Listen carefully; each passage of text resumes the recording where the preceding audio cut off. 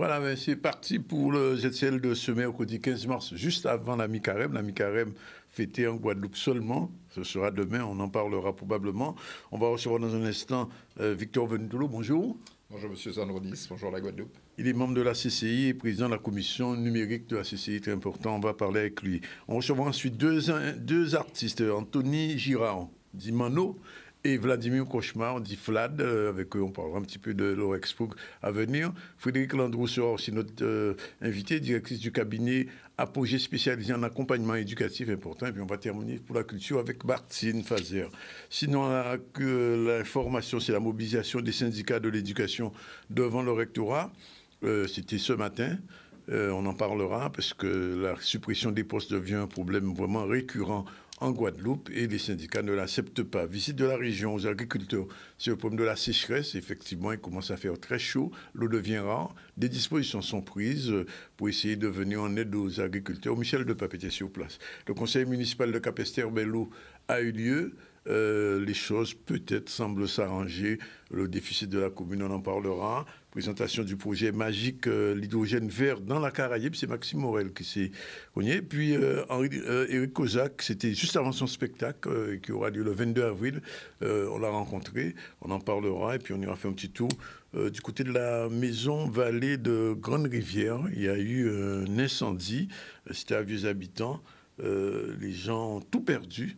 Sauf l'atelier, heureusement. On en parlera avec Maurice Cessé. Voilà un petit peu le sommaire. Merci d'être avec nous régulièrement. Et toujours aussi nombreux. Je disais donc qu'on reçoit Victor Ventoulou, qui est membre de la CCI et président de la commission numérique. J'ai envie de vous poser la question comme ça, Monsieur Ventoulou. Le numérique, c'est important pour nos entreprises aujourd'hui? Le numérique, c'est bien plus que pour les entreprises, c'est pour chacun de nous. Évidemment, les entreprises ont besoin d'être numérisées, pour de nombreuses raisons, pour des raisons de productivité, pour des raisons de compétences, pour des raisons de mise en relation avec le reste du monde, mais aussi pour des raisons de performance. On l'a vu durant la dernière crise sanitaire, nous avions un retard très sérieux en matière de numérisation, en matière d'informatisation. Nos entreprises, qui sont pour la plupart de très petites entreprises, parce que c'est ça le vrai tissu économique de la Guadeloupe. Oui. Nous avons beaucoup souffert du fait de n'avoir pas été informatisés, de n'avoir pas pu travailler durant tous les jours où il nous était interdit d'ouvrir. Et j'espère, et en tout cas c'est notre rôle à la CCI, c'est de sensibiliser les chefs d'entreprise à l'importance de cela. Et puis c'est important dans la vie de tous les jours du citoyen, puisque aujourd'hui de nombreuses démarches administratives sont faites exclusivement par voie dématérialisée en ligne, comme on dit. Et je me rends compte chaque fois, moi qui ai pourtant un passé d'informaticien dans une vie antérieure, je me rends compte à quel point pour la personne publique qui n'est pas au fait de l'informatique, à quel point ça doit être très compliqué d'effectuer ces démarches au quotidien et de pouvoir tout simplement vivre. Ça doit être vraiment très compliqué. Est-ce que, au regard de ce qui s'est passé pendant la dernière crise, les chefs d'entreprise commencent à prendre conscience de la nécessité de se mettre au digital, au numérique, comme on veut? Alors, il y a deux phases. La première phase, c'est de dire oui, il faut qu'on y passe. Et ils sont nombreux à le dire, particulièrement suite à cela. Et puis il y a la phase je me lance, je passe. Il y a de nombreux freins à ça, il y a de nombreuses difficultés. La première, c'est la peur. La peur? Ben oui, on vous dit de passer au numérique, mais vous savez, je dis souvent cela. J'ai un père qui m'a payé des études d'informatique. Je suis ingénieur informaticien pour la petite histoire à la base. Et lorsque j'ai voulu lui faire partager le résultat du travail qu'il m'avait permis d'avoir par mes études, il m'a répondu de manière très laconique, mais à quoi ça va sa vie, moi? À pâté besoin pour gagner l'argent. Et donc, c'est très compliqué, en fait, de pouvoir dire à un chef d'entreprise, attention, la numérisation n'est pas une fin en soi. C'est un moyen de vous permettre d'optimiser vos résultats pour vous libérer du temps, pour que vous puissiez vraiment vous consacrer à votre activité. Sans cette numérisation, vous risquez de perdre des parts de marché. Et en même temps, parce que lorsqu'on dit ça à quelqu'un, en fait, on lui dit, grosso modo, bon, si tu numérises pas ton entreprise, tu es mort. Mais quand on dit ça à une entreprise, le gars dit, ben, puisqu'un jamais, on va arrêter avec ça. Ouais. Et donc, il faut trouver tout le langage et toute la pédagogie pour expliquer que non, le terme n'est pas exact, tu vas mourir, mais tu vas être en difficulté. Tu vas te confronter à des entreprises qui, elles, seront plus performantes parce qu'elles livreront plus vite, parce qu'elles auront des infos plus rapidement, parce qu'elles serviront le client plus rapidement, etc., etc. Et non, il ne faut pas laisser passer cette chance que nous avons de pouvoir le faire. Sans vouloir faire de pub pour la région, durant la crise Covid, la région a mis en place un dispositif qui s'appelle le chèque TIC, le chèque TIC, pour permettre une subvention à la numérisation des entreprises jusqu'à hauteur de 10 000 euros. C'est rien, mais en même temps, c'est beaucoup, 10 000 euros pour des très petites entreprises comme nous. Et il faut y aller. La CCI a été point central là-dessus. Nous avons organisé de très nombreuses réunions avec les entreprises pour leur en faire part. Nous avions un responsable de la région qui avait en charge ce chèque TIC, qui intervenait en visio avec nous, etc. Et moi, dans chacune des interventions que je fais au nom de la CCI, je rappelle que ce dispositif est en place et qu'il faut absolument l'utiliser puisqu'on l'a à disposition. Alors concrètement, Victor Bonitoulou, un chef d'entreprise qui nous regarde et qui n'est pas encore numérisé se dit ouais, mais qui j'en ai fait, quand il fait. Alors, d'abord, il faut démystifier, selon moi, l'informatisation. Je dis souvent, avez-vous un smartphone ? Tout le monde a un smartphone aujourd'hui. La réponse est oui. Utilisez-vous WhatsApp ? La réponse en règle générale, c'est oui. Alors, vous êtes déjà informatisé. Parce que pour avoir un smartphone et WhatsApp, vous avez été obligé de configurer en fait un mini ordinateur. Vous avez rentré des contacts, des numéros de téléphone, etc., etc. Vous créez des listes. Ça va jusqu'au bel. Exactement. Et donc, puisque vous envoyez des fichiers, des photos, des vidéos, etc., à titre amical, à titre humoristique, à titre d'information, vous pouvez envoyer ces mêmes infos-là à vos clients. C'est un début d'informatisation. Déjà, il faut démystifier le truc. Et puis ensuite, eh bien, la Chambre de commerce, moi j'ai choisi parce que lorsque nous faisions campagne avec le président Patrick Vial-Collet, quand nous sommes passés dans toutes les communes, les gens nous ont dit « Ouais, mais c'est comme d'habitude, vous venez nous voir exclusivement quand vous avez besoin de nos voix. Après ça, on ne vous revoit plus pendant 6 ans. » Et on leur a promis, et je tiens parole régulièrement, qu'on viendrait systématiquement après l'élection. Nous avons été élus, et de belle manière, et je continue très régulièrement, à peu près tous les 2 mois, à aller dans les communes de la Guadeloupe pour parler du numérique aux chefs d'entreprise. On fait des réunions à 18h, en dehors des heures de travail, dans des salles que les mairies nous mettent à disposition ou les communautés d'agglo. On est allé à Vieux Habitants, ça a été un succès phénoménal. On aurait pu penser que Vieux Habitants, c'est une commune un peu reculée, etc., mais pas du tout. La municipalité est extrêmement active. On a été extrêmement bien reçus. Il y avait de nombreux chefs d'entreprise dans le secteur du commerce, dans le secteur du tourisme qui étaient là. On leur a parlé, on a écouté leurs besoins, leurs craintes, leurs peurs. On est allé au Gosier, on est allé à Bémao, on est allé au Lamentin, à Sainte-Rose, pardon. On est allé un peu partout. Et on n'a pas fini, on va continuer. On ira dans le nord Grande-Terre, évidemment, dans le nord Basse-Terre. On ira partout.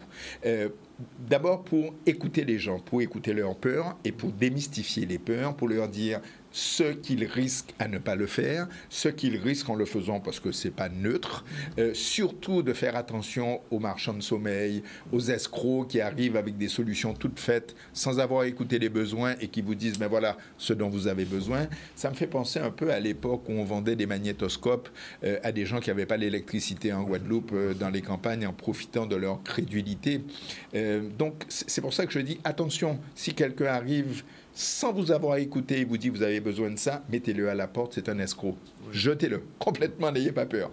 Et nous, à la CCI, on est là pour justement les renseigner, pour leur dire non, tel type d'entreprise est labellisé, entre guillemets, vous pouvez leur faire confiance, etc.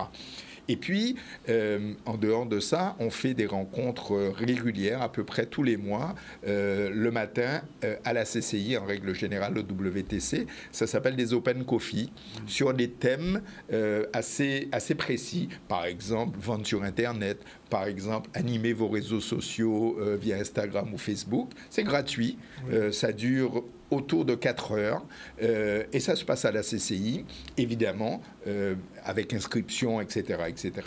Et puis enfin, on fait ce qu'on appelle des boosters du numérique, où là, on fait des formations très pointues, vraiment très pointues, avec des professionnels, sur des sujets bien identifiés. Je veux maîtriser Instagram, pas seulement survoler Instagram, mais maîtriser Instagram. Je veux maîtriser tel outil de comptabilité. Je veux utiliser tel logiciel. Là, c'est très précis. Et sur tous ces sujets, la CCI intervient. Alors, on a aujourd'hui deux types de chefs d'entreprise. Il y a ceux qui ne sont pas encore dans le numérique. Bon, c'est un cas.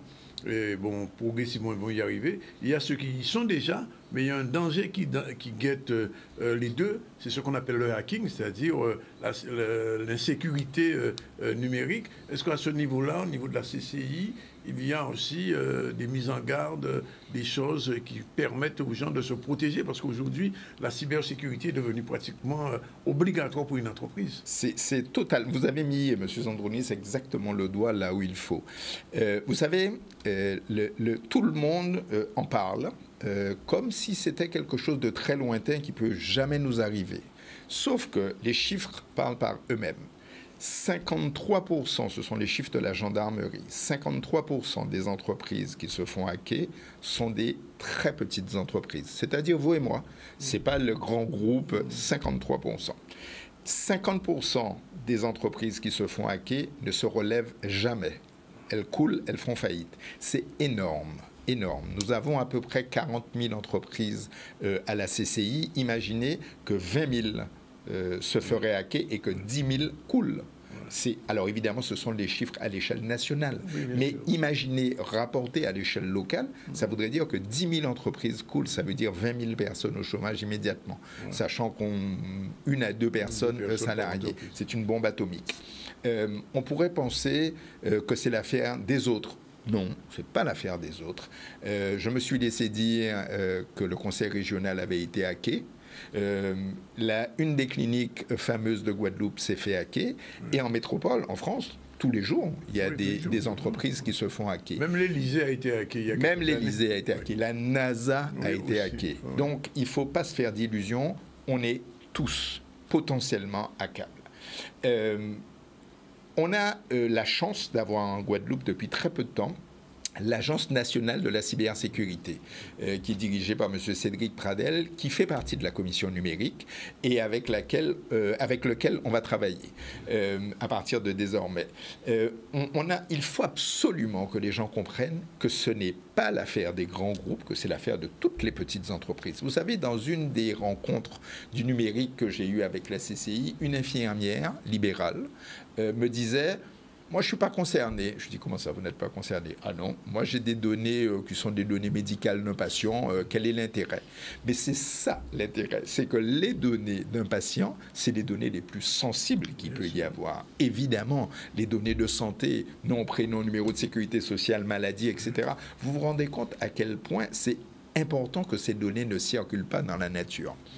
Et puis, par les réseaux sociaux, tous les gens se croient assez libres de poster leurs photos d'identité, leurs cartes d'identité, leur passeport, leur permis, le numéro de carte bancaire, etc. Mais quand tout ça n'est pas protégé, vous imaginez, mis dans les mains de quelqu'un de malveillant, ce que ça peut rapporter. On a tous aujourd'hui notre carte bancaire sur notre smartphone. On croit tous que c'est fun de payer avec notre téléphone, plus avec notre carte bancaire. Mais si ce téléphone n'est pas protégé, c'est un peu comme si on déposait notre carte bancaire avec son code et notre pièce d'identité à côté, au milieu de la rue, et puis on disait qui veut prend. C'est très dangereux. Nous devons absolument être sensibilisés à ça. Et il y a encore un autre sujet. Quand j'interroge les grands groupes, inutile de les nommer, on les connaît, ils me disent: non, non, pour nous, tout va bien. On est bien protégés, on a tout ce qu'il faut. Mais c'est surprenant parce que, en fait, tout le monde se sent et se croient protégés. Mais tous les jours, des entreprises se font hacker avec toutes les conséquences qu'on connaît. Vous savez, je dis toujours, que se passerait-il ? Je ne veux pas être un oiseau de mauvais augure, mais que se passerait-il si le CHU de Guadeloupe, avec toutes ces difficultés que nous connaissons déjà, se faisait hacker et que tous les services étaient interrompus, dans le meilleur des cas.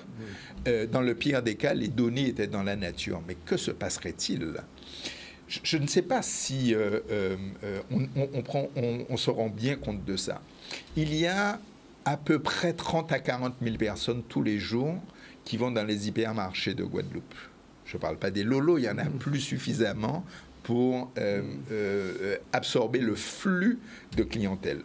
Que se passerait-il si ces supermarchés, ces hypermarchés qui sont tous dans deux grands groupes, s'ils étaient bloqués, s'ils étaient hackés et qu'on ne pouvait plus passer en caisse en temps réel? Mais qu'est-ce qui se passe? C'est l'émeute. Regardez tout simplement quand il y a une annonce cyclonique, les queues qui se font dans les hypermarchés pour acheter de l'eau et du sucre et des conserves, on dirait que c'est l'apocalypse. Mais que se passerait-il si ces caisses étaient bloquées et qu'on devait faire en manuel?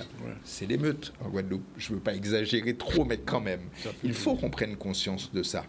Et je ne parle même pas des grands opérateurs comme Orange, comme la Sara ou autres, parce que là, c'est raison d'État, tout simplement. Mais vraiment... La vente de billets d'avion. Ou la vente de billets d'avion. Ou la vente de places d'hôtel. Savez-vous qu'un hôtel de Guadeloupe a été hacké, un hôtel assez connu, il n'y a pas très longtemps, où on vendait sur Internet des chambres à 3 € la nuit. 3 € la nuit. C'est un grand hôtel très connu en Guadeloupe. Alors, évidemment, ça a été vu, mais entre-temps, de nombreuses chambres ont été vendues. Et quand un client se présente avec un certificat disant « vous m'avez vendu », comment vous pouvez ne pas l'accepter? Vous êtes obligé de l'accepter. Donc, toutes les conséquences sont derrière. Évidemment, quand c'est un grand groupe, il a vendu des chambres à 3 €, il va se relever. Mais si c'est un petit gîte, un petit hôtel, comment il se relève de ça? Le manque à gagner est considérable. Et c'est pour ça que la gendarmerie nous dit 50% des entreprises hackées ne se relèvent jamais. C'est très important. Il y a un conseil à donner à un chef d'entreprise comme ça? Oui, le premier conseil, c'est ne croyez pas que vous êtes à l'abri. À partir du moment où on sait que le diable existe, on commence à prier. Si je peux me permettre cette comparaison. Et si on sait que le diable existe, on est vigilant, venez à la CCI. Si vous n'avez pas dans votre entourage, dans vos conseils, dans vos clients, dans vos fournisseurs, les gens capables de vous renseigner, venez à la CCI. La commission numérique est là pour vous écouter, pour vous faire des propositions, pour vous aiguiller vers les bonnes entreprises qui feront le job et qui vous protégeront. M. Ndiolo, merci en tout cas pour ces conseils pour les entreprises. On aura probablement l'occasion de vous revoir, ça c'est sûr, parce que c'est un sujet très sensible et d'actualité. 12h53, on revient à l'actualité. Mobilisation ce matin des syndicats devant le rectorat. Je vous l'ai dit, les enseignants sont inquiets parce qu'il y a des suppressions de postes dans l'air et les classes sont de plus en plus nombreuses avec trop d'enfants. Et donc, quelle solution? Question posée à la rectrice, pour l'instant, pas de réponse. Reportage, Jeff Taylor, c'est parti. Aujourd'hui, nous nous inscrivons tout simplement dans les mobilisations nationales et académiques contre les retraites. Vous le savez très bien, aujourd'hui nous sommes le jour où il y a la commission mixte Sénat et Assemblée nationale qui va donc définir le texte définitif sur la réforme des retraites. Nous sommes tout simplement, encore une fois, mobilisés pour réaffirmer notre volonté de voir le retrait de ce projet de loi. Nous ne cessons de le répéter, nous sommes contre cette réforme de retraite. Il est hors de question pour nous d'accepter 2 années de plus quand on sait pertinemment, puisque les calculs le prouvent tous les jours, quand on sait pertinemment que c'est faux, que nous aurons une retraite à 64 ans à taux plein. Les calculs qui sont effectués par nos représentants prouvent que nous n'aurons éventuellement une retraite à taux plein qu'à partir de 66-67 ans. Donc nous sommes véritablement contre cette réforme de retraite qui pour nous est injuste inéquitable parce qu'elle ne va peser que sur un certain nombre de personnes. Et on sait très bien que surtout dans l'éducation nationale, il y a un certain nombre de personnes qui ne peuvent pas suivre. Il y a des collègues qui, avant 60 ans, sont déjà usés, sont déjà dépassés, n'aspirent qu'à prendre un repos bien mérité, après quand même de dur labeur. Et effectivement, cette fameuse réforme, malgré tout ce qu'on dit, malgré tout ce qu'on fait, malgré toutes les plaintes qu'on a déjà adressées au gouvernement, malgré le fait que tous les politiques qui ne sont pas du bord du président de la République sont contre, malgré le fait que tous les syndicats, et depuis longtemps ça ne s'était pas passé, que même au niveau de la France, que tous les syndicats sont entièrement d'accord pour que cette réforme ne se fasse pas, eh bien on a quand même un président de la République et son gouvernement qui veulent tout faire passer en force et pour imposer un certain nombre de choses aux gens. Et puis surtout, nous sommes aussi au rectorat pour dire à Madame la rectrice que nous refusons les 131 fermetures de postes, qu'il est hors de question que nous puissions continuer à fonctionner avec la pénurie de postes et qu'il faudra absolument revoir la voilure.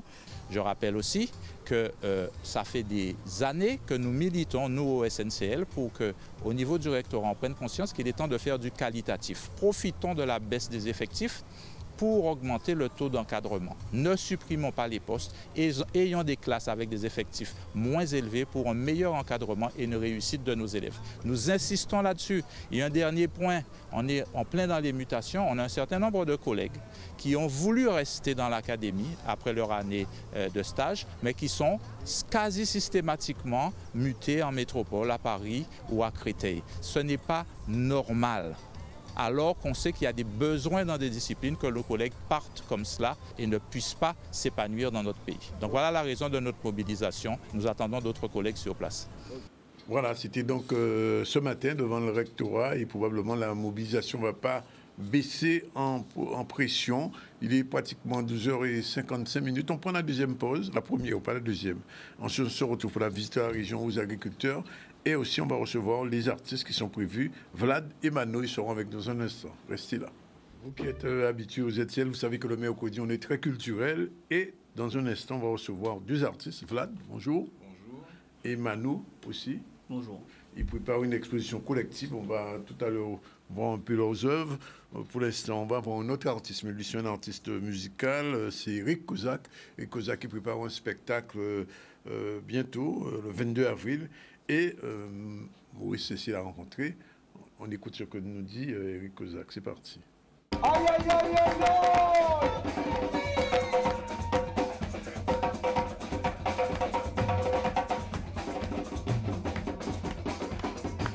Non, il est Dominique.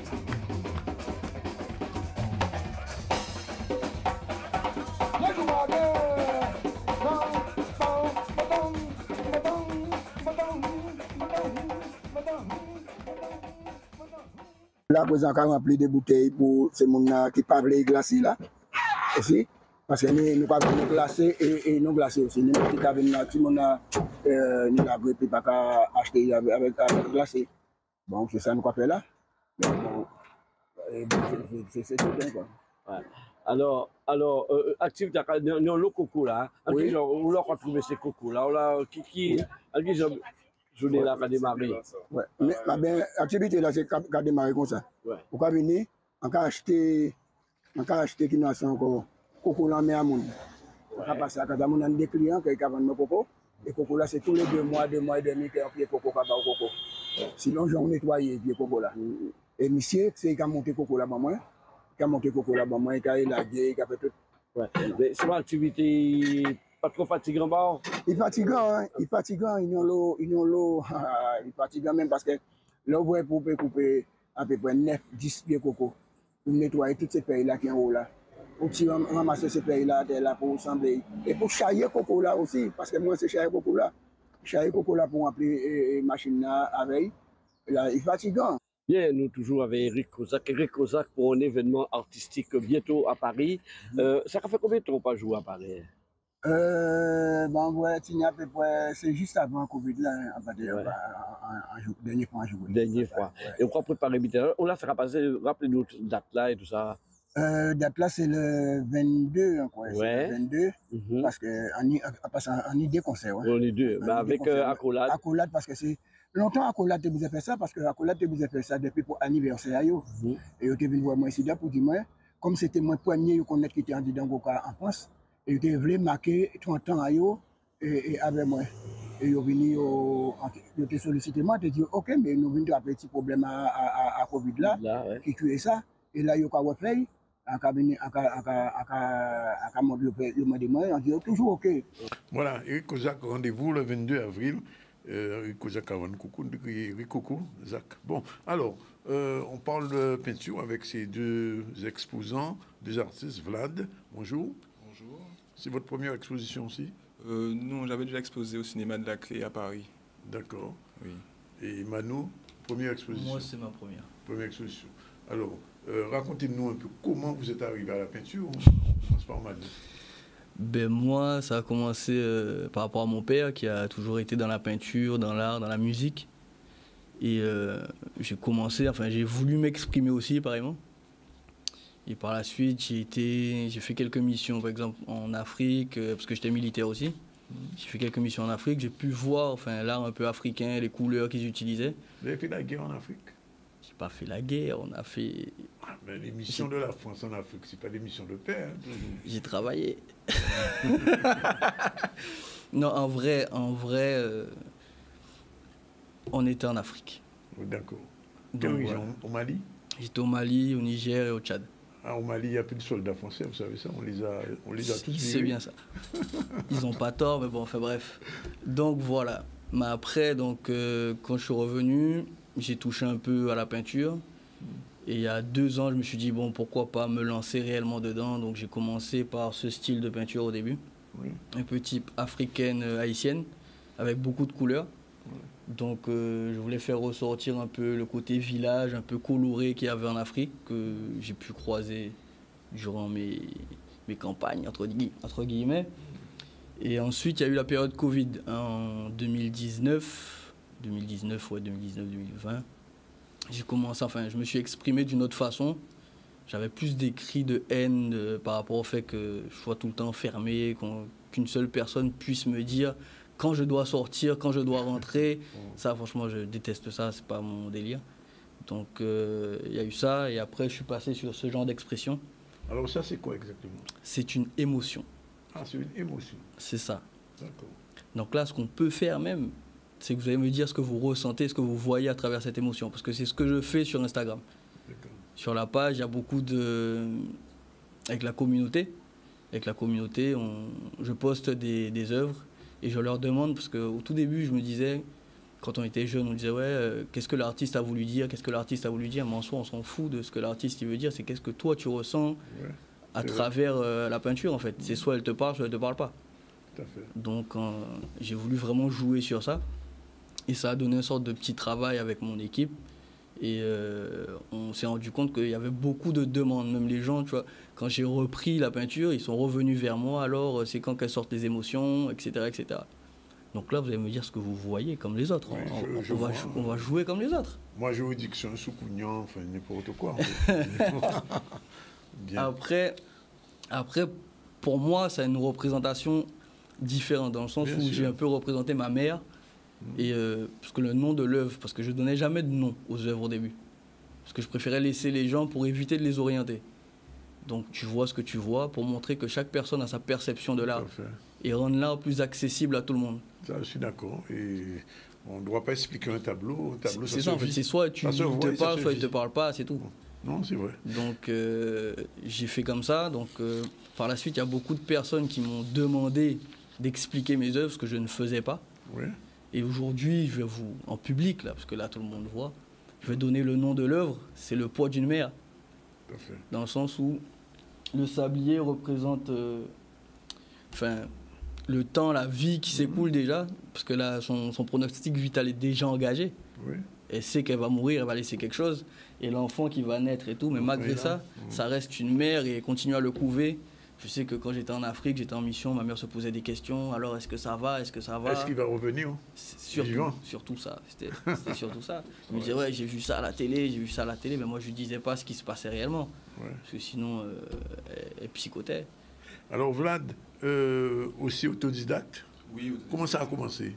Ben, ça a commencé durant mes études d'infirmier, vers la fin. Oui. Donc j'ai commencé un petit peu avec la peinture à l'huile. Je faisais pas mal des animaux au début, des animaux un peu imaginaires.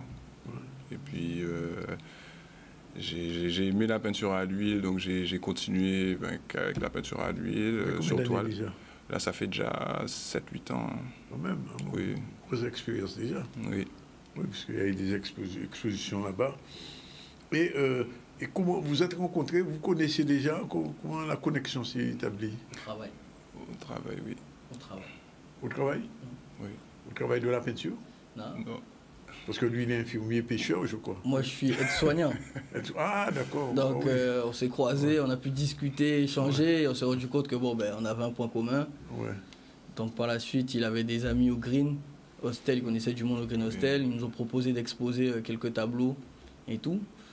Et on s'est dit, pourquoi pas faire une collaboration et exposer nous-mêmes, parce que c'est relativement compliqué d'exposer en Guadeloupe. Ouais. C'est très. Parce qu'il y a une petite classe. C'est relativement select. Donc on s'est dit, on va faire notre truc nous-mêmes. D'accord. Et ça se fait à oui, Victor Hugo, à côté de l'ancien cinéma. C'est bien ça. Ouais. C'est à partir de après-demain. On verra ça. Et donc, alors lui, Manu disait que les œuvres artistiques, ça ne s'explique pas. Vlad, vous pensez la même chose?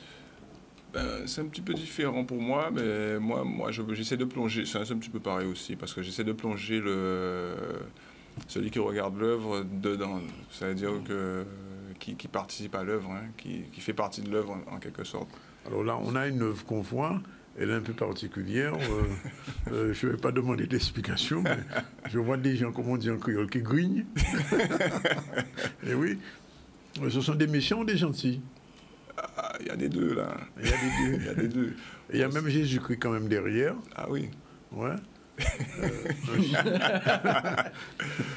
Il est avec tous ces gens-là. Et alors ça, c'est un dîner, ça. C'est un dîner presque parfait. Ah, c'est un dîner. Vraiment presque parfait. Presque parfait, oui, oui. Et là, ça c'est l'ancien pêcheur, là. Oui, c'est que moi, j'aime aussi dessiner beaucoup les voiliers, les bateaux. J'aime ça. J'aime beaucoup la mer, donc ça participe à mon art aussi, en quelque sorte. Et combien de tableaux il y aura dans votre expo? Une dizaine de tableaux. Une dizaine, pareil? Enfin, moi, je vais exposer environ 5. 5, parce que pour moi, c'est une pré-expo. Je prépare les gens. C'est un entraînement. Ah, c'est ça. Non, je les prépare. Je prépare les gens. Ils ne sont pas encore prêts à ce qui va se passer. Moi, je prépare. Le truc qui se passe, c'est comme le flyer, mais pareil. Comme le flyer aussi, c'est pas comme d'habitude. En temps normal, quand on présente un flyer d'expo, c'est une affiche, on met des noms vite fait. Là, on a vraiment travaillé dessus et on prépare les gens à quelque chose de... Donc, c'est une expo qui prépare une autre expo. C'est bien ça. Et l'autre expo sera dans combien de temps? Ça, je ne dis pas. Là, ça... Jouons à deux, Mano et Vlad? Peut-être. Pourquoi pas? Peut-être. Pourquoi pas? Oui. Non, enfin, je vous pose la question. Pourquoi pas? Oui. Non, mais alors, moi, je pose quand même la question. Mano, vous êtes de Margalante? C'est bien ça. Dans votre production, il y a rien encore de Margalantais qui paraît... parce qu'il y a beaucoup de paysages à Margalante quand même. Déjà là, j'ai une expo en préparation sur Marie-Galante. Ah, si, c'est... Je ne vais pas donner de date, c'est juste en marge du festival. À côté de Terre de Blues, hein, pendant la période de Terre de C'est ça. Blues? Bon, la date, c'est 26, entre le 26 et le 28, hein, mais... Peut-être. Donc, on verra ça si on est sur place. Il y aura d'autres artistes aussi avec. Oui. Donc, Vlad sera là?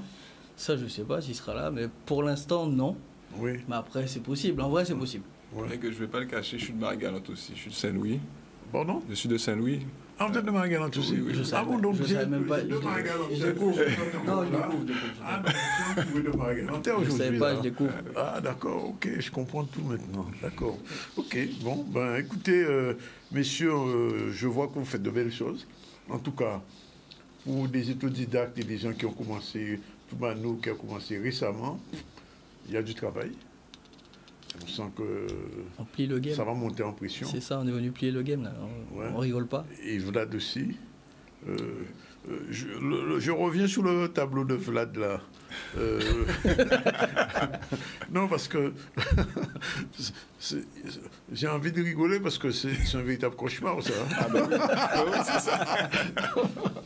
Non, mais c'est très bien. Bon, en tout cas, on invite les Guadeloupéens qui seront à partir du 17 à la Oui Victor Hugo, le 1 Oui Victor Hugo, oui, que je connais bien, à côté du cinéma, l'ancien Renaissance, juste à droite. C'est bien ça. Ouais. L'exposition, ce sera vendredi à partir de 18h, c'est ça. On viendra voir ça. Samedi, vendredi 17, je vois, à 18h. Et exposition du 18 au 19. C'est ça. Bien, on a pris mot avec vous et puis on vous souhaite de continuer. Et on verra les tableaux de Marie-Galante bientôt. C'est ça. Et comme ça, c'est une pré-expo, donc j'attends la suite. On attend la suite. Vous n'êtes même pas prêt. Pas de problème, ça marche. Ok, merci messieurs en tout cas. Ok, et pas de souci. continuez à faire de belles choses pour le pays et pour notre pays. Visite de la région aux agriculteurs pour la sécheresse. Je vous l'ai dit, la sécheresse commence à être très dur en Guadeloupe. Il manque de l'eau et il fallait trouver une solution. Le président de région donc, a décidé de se rendre sur place, visiter les agriculteurs. Michel Depape était là. Caméra, on regarde. Je ne peux pas dire Bougassa, ni Pognon, ni le problème de l'eau là. Ça pas faute à oui, c'est tout le monde savent qui bide, mais qu'il fallait possible pour bah même 100 litres. Mais à pas faute à. Nous avons été voir Michel Narien, Samy, que nous avons accompagné pour l'irrigation de sa diversification agricole. Et aujourd'hui, nous sommes venus voir le merlunier qui subissent effectivement cette sécheresse. Et ce que nous voulons aujourd'hui, c'est rapidement aller ouvrir le barrage de Moreau pour envoyer de l'eau pour la grande terre. Donc j'ai dû appeler le préfet pour savoir si tout était OK concernant l'ARS et l'ADA. Il m'a dit que tout est OK. Cet après-midi, il y aura des essais. Et j'espère que dès demain, si Dieu veut, nous pourrons ouvrir les vannes de ce barrage et voir le département pour qu'il puisse poursuivre un peu pour que l'eau puisse arriver en grande terre pour les agriculteurs. Donc c'est ce qui est important pour nous aujourd'hui. Mais nous constatons effectivement que cette sécheresse sévit énormément en grande terre. Je dois dire qu'ici c'est une savane, vous avez, quand vous êtes entré. C'était exactement comme le terrain est à l'entrée. C'était sec, aride, calcaire. Et petit à petit, nous avons planté des arbres. Et je pense d'ici 1 an, 2 ans, les arbres seront beaucoup plus grands. Et on pourra mesurer l'effet du reboisement sur l'ensemble de cet espace et les aspects bénéfiques du reboisement pour le climat, pour le sol, pour l'environnement. C'est leur outil de travail. Nous avons toujours été à leur côté, que ce soit la banane, les melons, la canne. Donc là, nous allons les accompagner rapidement à retrouver de l'espoir pour pouvoir récolter et livrer leurs melons. Et par la suite, s'il y a d'autres mesures à prendre, nous les prendrons pour les accompagner comme nous l'avons toujours fait. Rappelez-vous, quand il y a eu le Covid, nous avons été les premiers à les accompagner à acheminer les melons vers l'Hexagone. La région sera toujours aux côtés des agriculteurs de la Guadeloupe. Oui, je reprends l'exaspération du jeune d'en bas. Il avait 60 employés, aujourd'hui il n'a qu'une vingtaine. Mais effectivement, comme je le dis, il faut penser à l'avenir. Se battre, toujours se battre en Guadeloupe. Mais nous continuons à nous battre et c'est mon travail. Me battre pour la Guadeloupe, me battre pour nos agriculteurs qui quand même font quelque chose de bien. Si nous avons lancé à Green Startup, ce n'est pas pour rien. Si nous voulons une autonomie alimentaire en Guadeloupe, c'est pour les Guadeloupéens. Donc nous mettrons tout en œuvre avec les fonds qui existent, notamment le FEADER, pour les accompagner et aussi des fonds régionaux. Moi je pense que la région nous a soutenus dans la plupart des projets, c'est un petit peu normal. Donc je l'ai invité pour qu'il se rende compte réellement de ce qui a été fait, et ce qui reste à faire, et le projet dans sa globalité. Et c'est tout naturellement, il m'a dit ok, j'ai le temps de consulter mon équipe et on viendra. J'ai reçu un appel de M. Céleste qui m'a confirmé qu'il serait ici aujourd'hui. Donc on est tout à fait content qu'il soit là. Donc ce qu'il faut retenir, c'est que le barrage de Moreau va permettre d'envoyer un peu d'eau pour les agriculteurs du Nord Grande Terre qui sont en pleine souffrance, en espérant que leur plantation pourra subsister. On part à Capesterre, il y avait un conseil municipal devant la caméra de Gérard Loiseau. C'est parti. Un conseil municipal passé dans le consensus, puisque je remercie l'ensemble des élus de la qualité donc, des échanges aujourd'hui.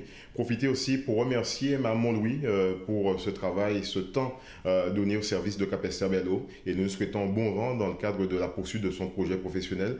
Aujourd'hui, donc avec 3 adjoints, M. Lachman qui prend donc les responsabilités au niveau donc, du sport, Madame Choisy au niveau de la réglementation et Monsieur Allard donc, au niveau donc, de l'éducation, afin que nous puissions donc, parfaire mais surtout faire vivre les commissions et surtout que les projets attendus par la population soient aussi suivis et puissent sortir de terre plus rapidement.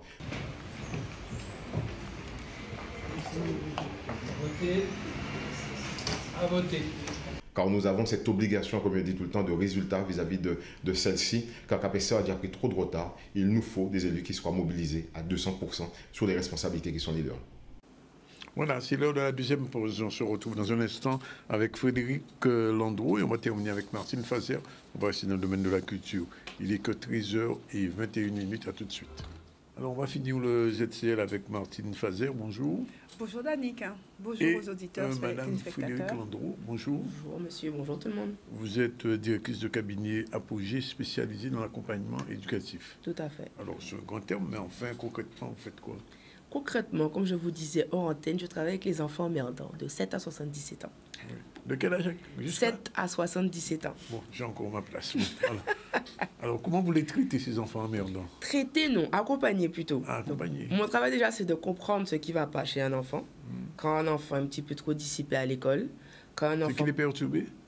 Il n'est pas forcément perturbé. Parfois, c'est l'environnement qui pose question. Parfois, c'est lui qui n'est pas en adéquation avec ce qu'on lui demande de faire. Ouais. Donc, mon travail, c'est d'abord de comprendre comment l'enfant ou le jeune se comporte. Parfois, c'est aussi comprendre comment le parent se comporte. Et ensuite, de travailler à développer un objectif et d'organiser une stratégie pour que le jeune, le parent, le client puisse atteindre l'objectif qu'il s'est fixé. Ça marche? Oui, ça fonctionne. C'est-à-dire, quand un enfant perturbé arrive chez vous, combien de temps vous le déperturbez? C'est pas en question de temps, c'est en question de ce qu'il y a à faire.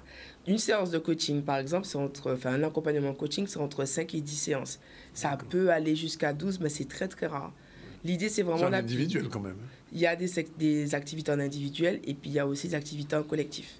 Je travaille, par exemple, en établissement scolaire, sur la préparation aux examens. Donc là, on travaille sur des éléments qui sont très précis, très fixes par rapport à la demande, par rapport à la situation qu'a repéré le chef d'établissement. Mais quand vous prenez un enfant, enfin en général on prend un enfant perturbé, vous agissez aussi sur les parents? Agir sur les parents? Enfin, quand on dit agir, c'est-à-dire que si vous travaillez seul, vous faites l'accompagnement seulement sur l'enfant et il n'y a pas de suite chez les parents, quand il revient à la maison... C'est bien l'idée, c'est-à-dire que parfois un enfant, je peux prendre un exemple, un jeune avait l'habitude de traîner tout le temps avec son cousin, donc c'était une figure en repère, oui. Et le cousin du jour au lendemain s'en va au RSMA et puis prend l'avion. Donc l'enfant se retrouve à être déstabilisé. Donc là je vais discuter avec l'enfant pour qu'on puisse travailler et mettre en place une stratégie.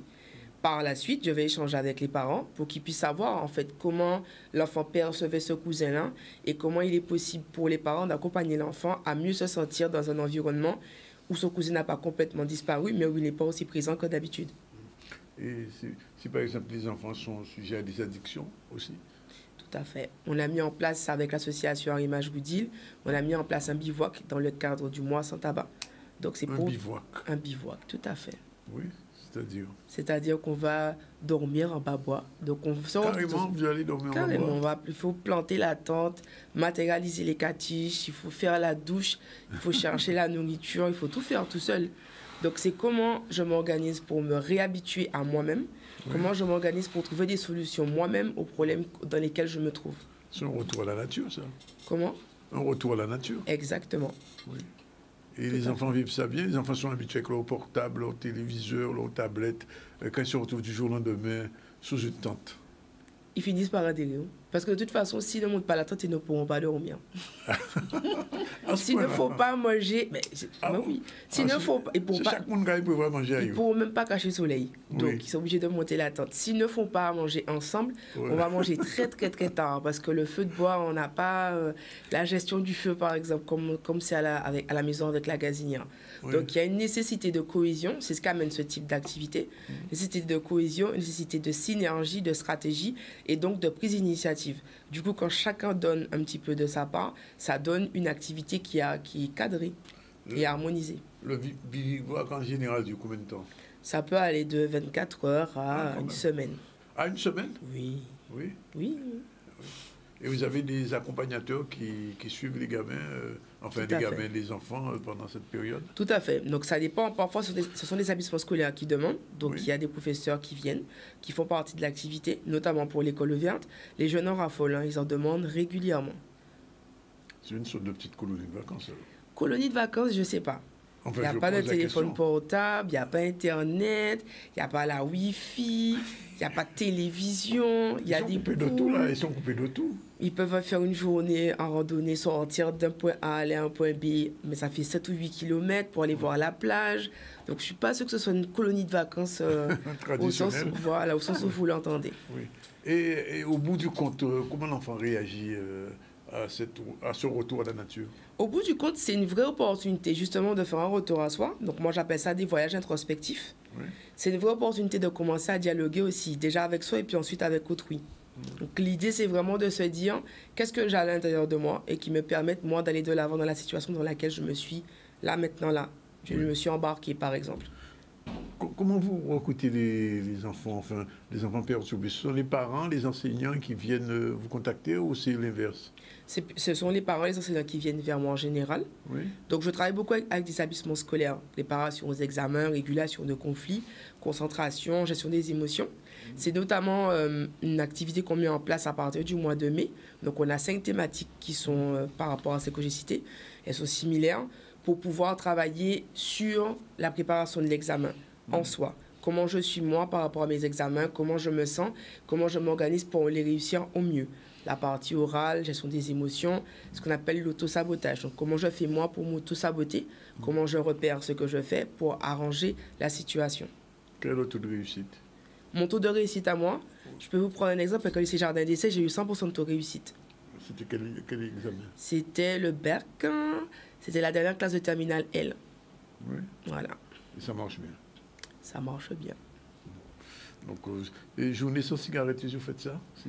On a fait ça à la demande de l'association. Sans tabac. Dans le cadre du mois sans tabac, on a mis ça en place avec l'association Arrimage Goudil.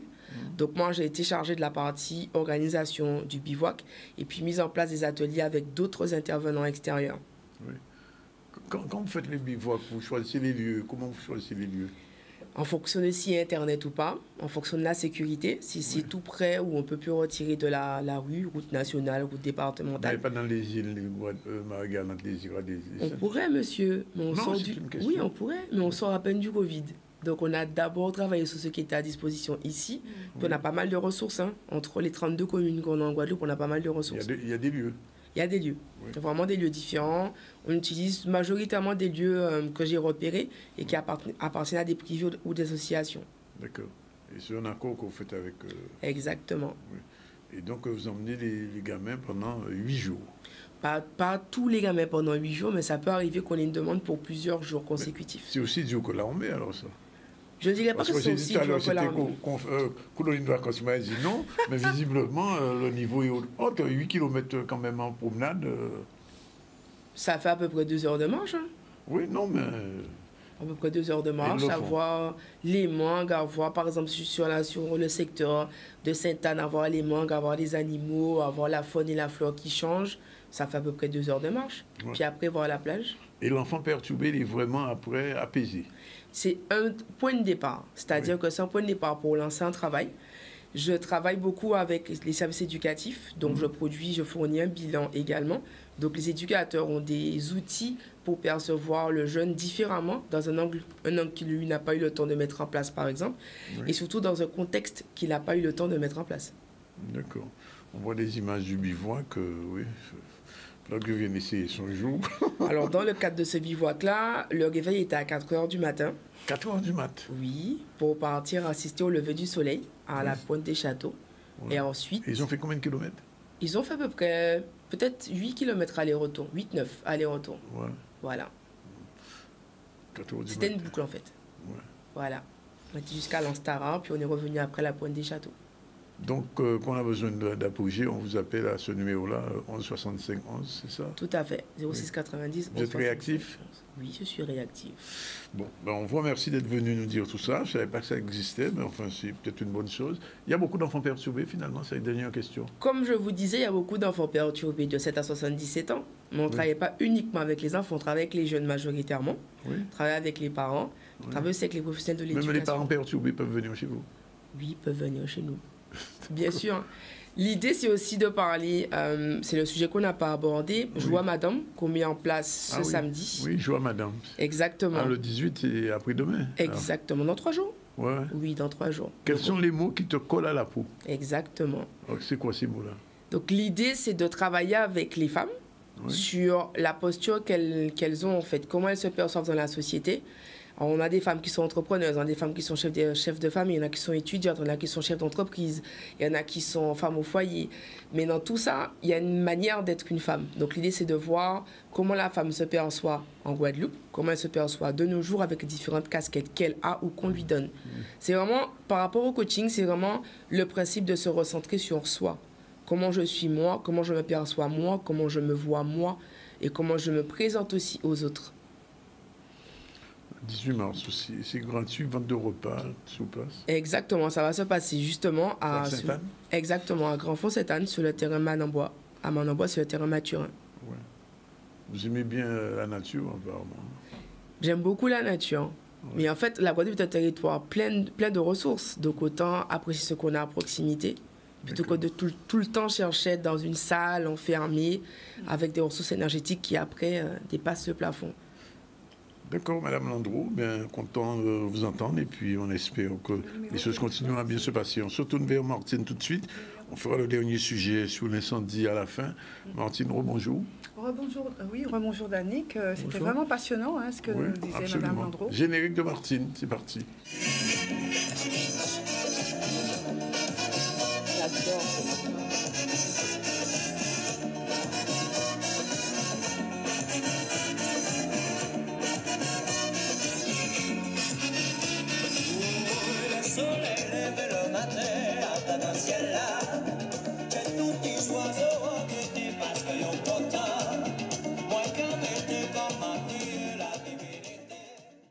C'est une question. Vous savez comment s'appelle ce morceau?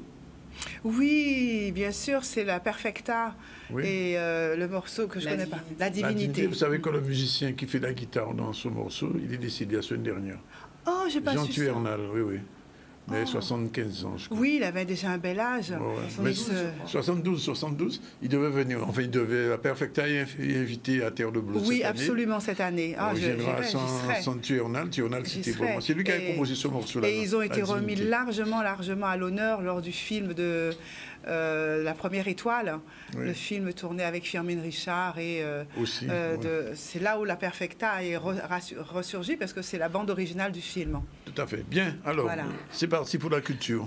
Eh bien, bonjour à tous, bonjour à toutes, bonjour à ces charmantes dames que j'ai rencontrées aussi, qui viennent se rajouter dans mon fan club. Et je salue bien sûr les téléspectateurs, les auditeurs. Et donc, l'équipe de C10 et RHT. Aujourd'hui, donc, je vais revenir sur un sujet que j'avais déjà abordé, mais auparavant, en espérant que ce n'est pas de trop mauvaise qualité, je voulais faire passer une toute petite vidéo qui dure 1 minute 30. C'est une vidéo que j'ai faite rapidement, donc pardon si le tournage n'est pas excellent. Sur TikTok? Non, c'est pas un TikTok, c'est une petite vidéo rapide que j'ai fait de Madame Catherine Moueza, que j'ai rencontrée dans le cadre de sa présentation d'ouvrage Transport de cases à Prescottville. Comme je ne pouvais pas rester à toute la présentation, j'ai fait un petit vidéo, mais je sais que tu devais la rencontrer. C'est prévu, c'est prévu. C'est fait? C'est fait, c'est bientôt prévu. Oui, donc voilà, j'aimerais qu'on... C'est parti vidéo. Voilà, 1 minute 30. Et pardon d'avance, ça va trembler un peu, mais j'avais pas le matériel sur moi quand je l'ai rencontrée. Bonsoir Catherine Moueza. Eh bien, la culture, selon Martine, vient à vous. J'ai vraiment plaisir à vous rencontrer. Mais dites-nous, qui êtes-vous? Bonsoir, je suis Catherine Moueza et je suis l'autrice d'un roman qui s'appelle Transport de cases à Prescottville, que je présente chez moi, au pays, en Guadeloupe. Je suis ici pour quelques jours parce que j'ai d'autres actualités sur l'Hexagone et je serai ravie de vous en dire quelques mots. Alors, Transport de Cases à Prescottville, c'est une histoire déjà d'amour entre Céphise et Norbert. Ils ont une petite fille qui s'appelle Nina. Cette histoire, elle commence de 1934 jusqu'à 1962. Ce temps chronologique, il est choisi volontairement parce que je vais parler de ce qu'on appelle les décasements. On en parle si peu. On a beaucoup de témoignages d'architectes, de sociologues, d'urbanistes de l'époque. Mais je voulais, moi, me mettre à la place de toutes ces femmes de cette époque qui habitaient dans les cases et qu'est-ce qu'elles ont ressenti. Donc, sous forme de roman, j'ai tracé en tout cas la vie de Céphise du monde d'habité horizontal vers ce monde d'habité vertical. Moi, je vous invite à le découvrir. Il sera bientôt disponible parce qu'il n'y a plus d'exemplaires à Cultura. Et je vous invite à le découvrir, mais dans 1 ou 2 semaines, il y en aura d'autres. Et puis je reviendrai assez rapidement vous en dire plus. Voilà, c'était bref. C'était voilà, une toute petite vidéo parce que nous avons beaucoup discuté, mais sa soirée de présentation, avec d'ailleurs des artistes, dont François Ladrézo, je ne pouvais y rester, donc je me suis dit on va saisir ce petit moment avec elle. Donc je la remercie pour ça. Et cette soirée littéraire a déjà eu lieu puisque c'était le 9 mars dernier. Donc vous la reverrez très prochainement, bien sûr, ici sur ce plateau. En chair et en os, n'est-ce pas, Danick? Oui, non, on va la recevoir aussi prévu. Voilà. Et puis, donc, pour poursuivre, avant de vous parler d'un agenda, j'ai souhaité revenir effectivement sur un certain nombre d'éléments qui viennent enrichir notre patrimoine culturel en Guadeloupe. J'avais déjà présenté ce sujet, mais je reviens dessus parce qu'il s'est étoffé. Donc, ce sont les dernières données culturelles qui datent de fin 2022 et qui mettent à jour un petit peu ce qu'on appelle notre patrimoine culturel, les lieux, les médiathèques, etc. Et c'est un travail qui est fait et qui va être fait pour 2023, mais qui est posé par la DAC, la Direction des Affaires culturelles, et qui nous permet de revisiter, en lien avec la région Guadeloupe d'ailleurs, nos lieux patrimoniaux et donc la richesse que nous avons par rapport à ça. Donc en patrimoine, lieux de visite, de spectacles, de médiathèques, de bibliothèques, de points de lecture, de librairies qui sont labellisés. Donc ici en région Guadeloupe, il faut savoir qu'on a on compte un tout petit peu moins de 200 lieux de sites et d'équipements différents culturels, dont 110 sont des bâtiments qui sont classés en monuments historiques. C'est un label qui nous permet effectivement de déterminer donc toutes les obligations de protection que nous avons vis-à-vis de ces lieux et de ces bâtiments. Et certains édifices sont, en raison de leur état, des sites d'intérêt patrimonial qui sont protégés. Là, cette photo, c'est la maison de la Souvenance, celle de Madame Simone Schwarzbart, qui, on le sait maintenant, a été retenue dans le cadre du patrimoine et a fait partie de ce fameux loto patrimonial. Et donc, un gros budget a été mis en place pour permettre de sauver cette maison.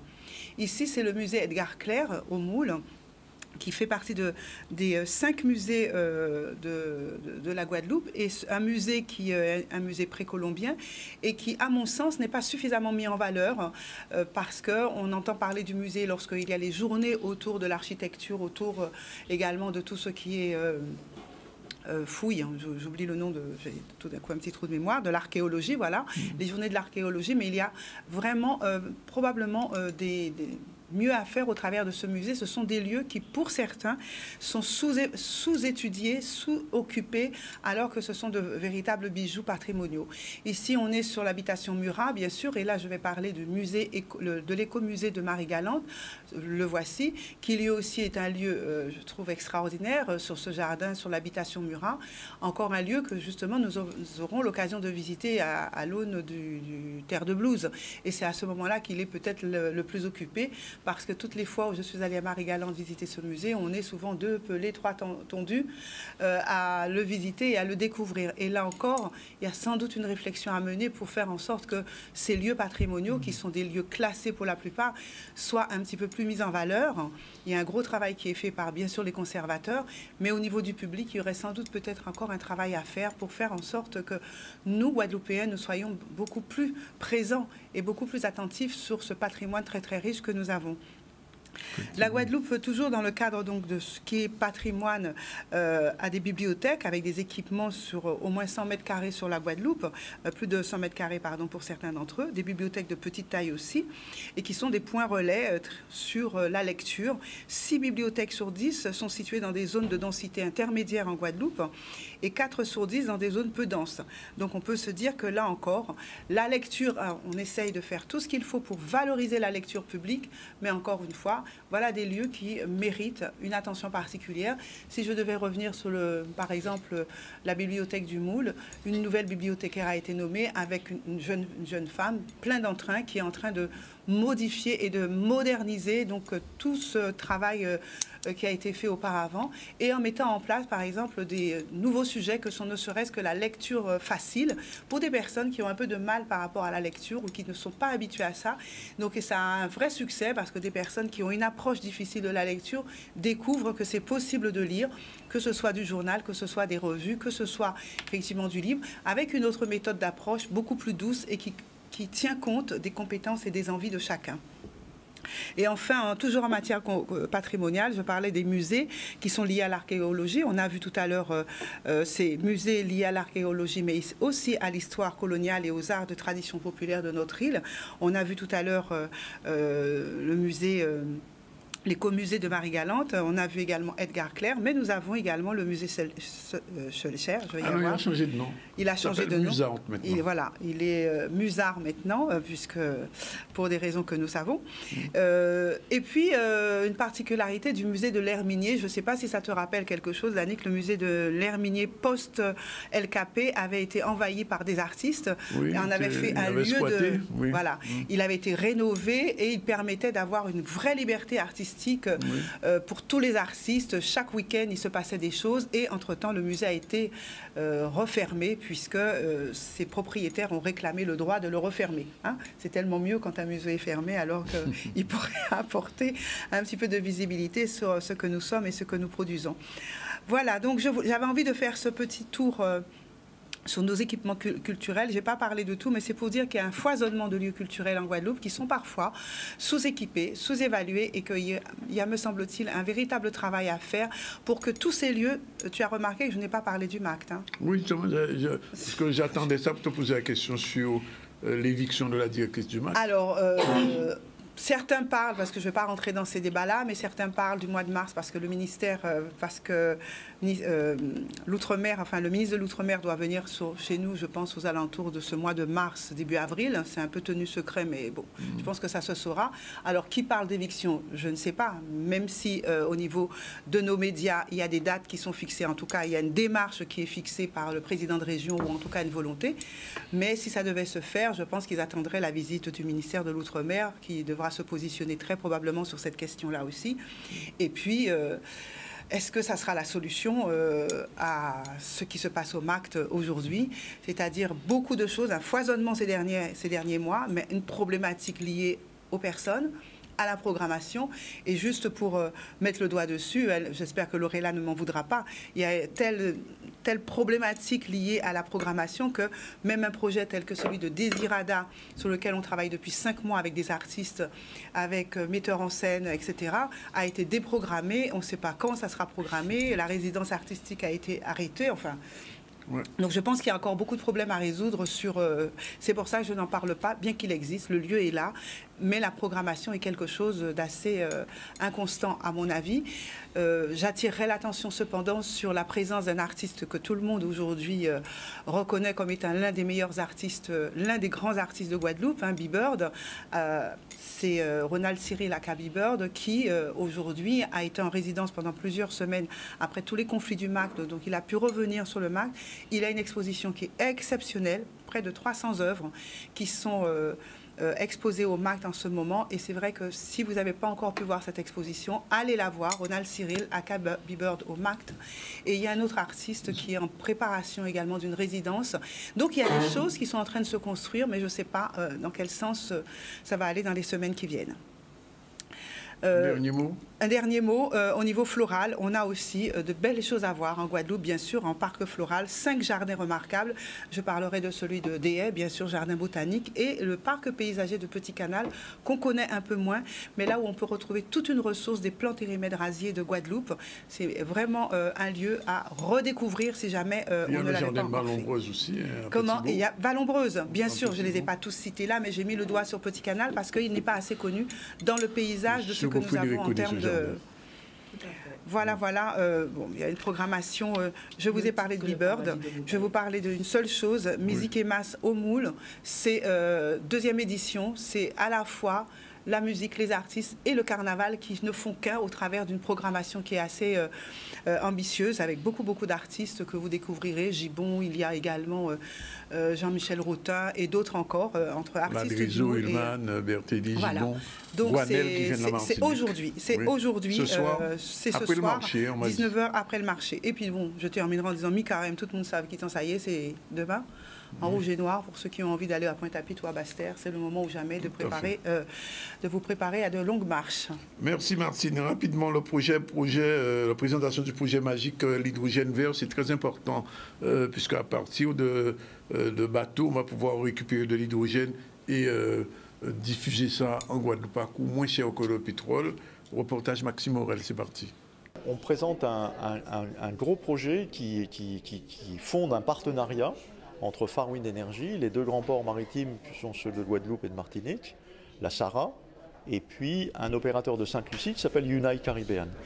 Ce projet vise à étudier spécifiquement comment, à partir d'une technologie qui est la technologie clé de Far Wind Energy, on va arriver à décharger et distribuer de l'hydrogène dans les ports. Mais en amont de ça, il y a la technologie de Far Wind Energy, qui est celle qu'on appelle un navire énergie. C'est un navire qui a été conçu pour aller récupérer l'énergie du vent en haute mer et la ramener à terre sous forme stockée, et pour ce qui concerne ce dont nous parlons aujourd'hui, sous forme d'hydrogène. Il s'agit d'énergies nouvelles qui seront soumises à des régimes d'autorisation, et donc nous devons défricher, j'allais dire, l'ensemble de ce schéma-là. C'est un de nos sujets. Le deuxième sujet, c'est d'étudier les retombées socio-économiques du projet et d'essayer de trouver des débouchés autour de notre plateforme portuaire. La région Guadeloupe reste très attentive aux initiatives qui marquent par sa présence l'intérêt du développement sur le sujet de l'hydrogène qui présente une opportunité. La Guadeloupe est le territoire idéal pour ça. Pourquoi? Parce qu'en Guadeloupe, autour de la Guadeloupe, il y a du vent, on appelle des alizés. Et il y a un besoin très fort d'une énergie décarbonée, parce que la Guadeloupe, comme la Martinique, comme les îles des Caraïbes au sens large, sont des ensembles qui ne sont pas reliés à un réseau continental, donc dans lequel aujourd'hui l'énergie est très carbonée. En Guadeloupe, 75% de l'électricité c'est fait à partir du pétrole et quasiment 100% du reste c'est du pétrole. Donc il y a un grand besoin de décarboner l'énergie, et le vent est une énergie quasiment illimitée à l'échelle de la Guadeloupe pour le faire. Et ce vent, si on va le chercher en haute mer, on n'occupe pas l'espace public, donc on n'embête pas les pêcheurs, on n'embête pas les riverains, on n'empêche pas d'autres occupations qui pourraient être celles d'acteurs sur l'île.